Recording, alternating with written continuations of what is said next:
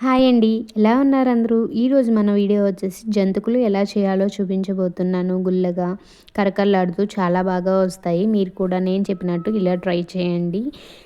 దీని full length video కింద tag చేస్తాను. క్లియర్‌గా ఎక్స్‌ప్లెయిన్ చేస్తూ చెక్ చేసేయండి. నేను ముందుగా ఒక గిన్నెలోకి 1 గ్లాస్ వరకు బియ్యపిండి, ఏ గ్లాస్‌తో అయితే బియ్యపిండి తీసుకున్నామో అదే గ్లాస్‌తో పావు గ్లాస్ వరకు శనగపిండి తీసుకొని ఒకసారి జల్లించుకొని తీసుకోండి.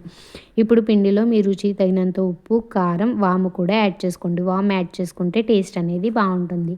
వాము డైరెక్ట్‌గా వేయకుండా ఇలాగ నలుపుకుంటూ వేసుకోండి. పిండి మొత్తాన్ని ఒకసారి చేత్తోటి బాగా కలుపుకోండి. పిండి ఇలా కలుపుకున్న తర్వాత వేడి నీళ్ళది వేసి పిండి మొత్తం గరిటెతోటి ఒక్కసారి బాగా కలుపుకోండి. మనం వేడి నీళ్ళతోటి పిండి కలుపుకోవడం వల్ల జంతికలు అనేవి గుల్లగా వస్తాయి. పిండిలో వేడి నీళ్ళు వేస్తూ కలుపుకొని ఒక 10 మినిట్స్ పాటు పక్కన పెట్టుకోండి. 10 మినిట్స్ తర్వాత పిండి మొత్తాన్ని ఒక ముద్దలాగా చేసుకోండి. పిండి మరీ సాఫ్ట్‌గా కాకుండా, మరీ గట్టిగా కాకుండా నేను చూపిస్తున్నట్టు సెమీ సాఫ్ట్‌గా వచ్చేంత వరకు పిండి కలుపుకోండి.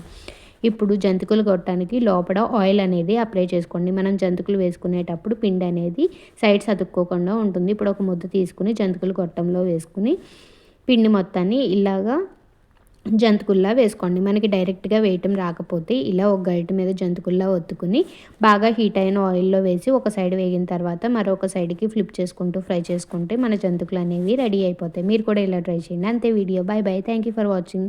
ఫుల్ లెంత్ వీడియో కింద ట్యాగ్ చేస్తా చెక్ చేసేయండి.